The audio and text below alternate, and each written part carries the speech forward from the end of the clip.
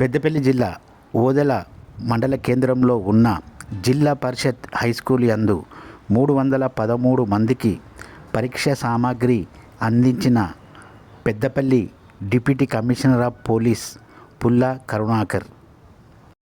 DCP Karunakar మీడియాతో మాట్లాడుతూ బుధవారం మధ్యాహ్నం 2 గంటల ప్రాంతంలో ఓదెల మండలంలో ఉన్న 10వ తరగతి చదువుతున్న 313 మంది విద్యార్థులకు ఈరోజు పరీక్ష సామాగ్రి అందించడం జరిగింది. 10వ తరగతి చదువుతున్న విద్యార్థులందరూ మంచిగా పరీక్షలు రాసి మంచిగా ఉత్తీర్ణులు కావాలని కోరుకున్నామని డీసీపీ పుల్లా కరుణాకర్ అన్నారు. ఈ కార్యక్రమం పొత్కపల్లి ఎస్ఐ దీకొండ రమేష్ ఆధ్వర్యంలో నిర్వహించబడింది.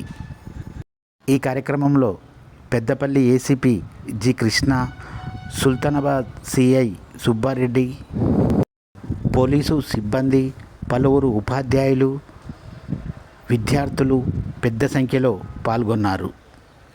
విద్యార్థులు మంచిగా చదువుకొని తల్లిదండ్రుల పేరు, ఉపాధ్యాయుల పేరు నిలబెట్టాలని డీసీపీ అన్నారు. విద్యార్థులు ప్రత్యేక కృతజ్ఞతలు తెలిపారు.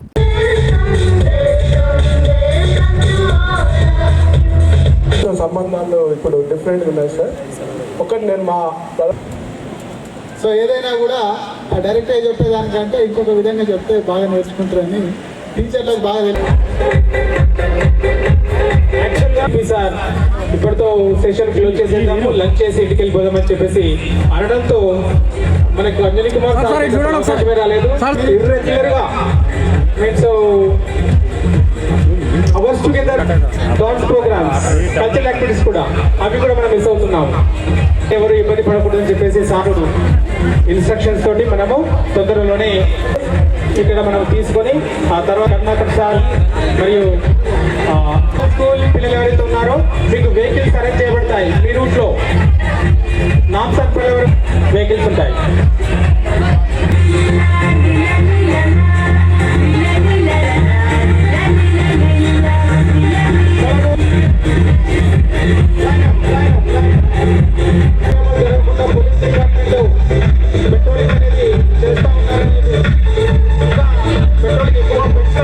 నాకు పర్సనల్ గా మీరు వాయిస్ కాల్స్ కూడా ఉంటాయి. You may text me. I give counselling sessions throughout up to April 4th. All the best once again.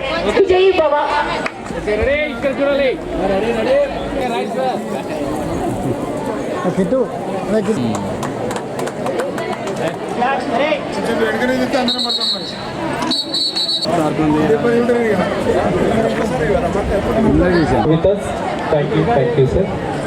So ఆ ఇంట్రెస్ట్ అనేది మన చదువు మీద, మన జీవితం మీద ఉన్నట్టయితే చాలా గొప్ప స్థితికి మీరు ఎదుగుతారు. చాలామంది గొప్ప గొప్ప వాళ్ళందరూ గవర్నమెంట్ స్కూళ్ళలోనే చదివిండు, మీకు అందరికీ తెలుసు. చాలా కంపెనీలకు సీఈఓలు కూడా అయిండు. మన మనసు ఎక్కడ ఉంటుందో అక్కడ ఒక మార్గం ఉంటుంది. మీరందరూ ఇంగ్లీష్లో కొటేషన్ చదివే ఉంటారు. Where there is a will there is a way. ఎక్కడైతే మన మనసు ఉంటుందో అక్కడ ఒక మార్గం ఉంటుంది. మన మనసు చదువు మీద ఉంటే మన జీవితంలో సక్సెస్ అనేది దానితో అదే వస్తుంది. సక్సెస్ రావాలంటే మన లోపల క్రమశిక్షణ ఉండాలి, పట్టుదల ఉండాలి, విశ్వాసం ఉండాలి, మన పైన మనకు నమ్మకం ఉండాలి. Because of confidence. ఆ కాన్ఫిడెన్స్ అనేది మీ లోపల ఉండాలి. మీ మీద మీకు నమ్మకం ఉండాలి. ఆ నమ్మకం ఉన్నట్టయితే, పట్టుదల ఉన్నట్టయితే సక్సెస్ అనేది దానంతట అదే వస్తుంది. ఇప్పటి నుంచైనా సరిగా చదివినట్టయితే ఇంకొక 2 డేస్లో ఎగ్జామ్స్ స్టార్ట్ అవుతున్నాయి. ప్రతి ఎగ్జామ్కి మధ్యలో ఒక 2 డేస్ గ్యాప్ వస్తున్నట్టున్నది. 48 hours టైం మీకు ఉంటుంది. లేదు 40 hours అనుకుందాం, 30 గంటలే అనుకుందాం, 20 గంటలే అనుకుందాం.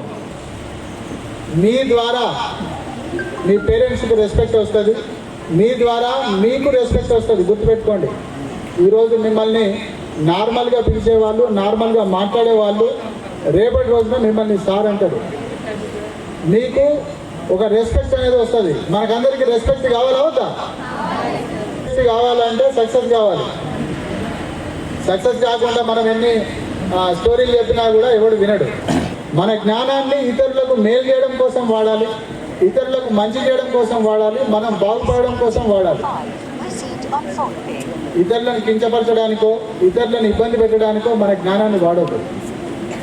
మన లోపల క్రమశిక్షణ వచ్చినట్టయితే ఆటోమేటిక్గా సక్సెస్ అనేది దానితో అదే వస్తుంది. నేను మళ్ళీ చెప్తున్నా, విన్నారనుకో నీకంటే ఒకటి ఎక్కువ అంటే ఇది కాన్ఫిడెన్స్. నేను మేడం గారు చెప్పారు ఇప్పుడు కాన్ఫిడెన్స్ అంటే నీకంటే ఎక్కువ నేను దేంట్లైనా ఒకటి ఎక్కువ అంటే అది మన కాన్ఫిడెన్స్ అంటే మనకు ఆత్మవిశ్వాసం తెలియజేసేటువంటి చిహ్నం.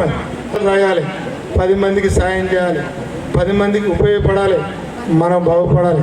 మన ఇల్లు కాదు సెల్ అనేది ప్రస్తుతం మీకైతే ఇల్లు. రిలయన్స్ కూడా కనిపించినప్పుడు ఏం చెప్పిండు, కర్రలో దునియా ముట్టిమే ప్రపంచం నీకు ఇప్పట్లో అన్నాడు. ప్రపంచం మొత్తం మన చేతులు ఉండొచ్చు కానీ ఏ ప్రపంచం మన చేతులు ఉండని మన చేతులు ఉంటుంది. సెల్ ఫోను ముట్టుకొని ఊగే లొలి పెట్టుకొని అమ్మానంతరం గుట్టలు పెట్టుకొని సెల్ ఫోన్ చూసి స్నాప్చాట్లు ఇన్స్టాగ్రామ్ ఏవో చెత్త చూసి మీ బతుకులు చెత్త చేసుకోకండి. బతుకు బస్ స్టాండ్ అంటారు కదా, బస్ స్టాండ్ చేసుకోవాలి. అర్థమైందా? ఖచ్చితంగా చదువుకోవాలి.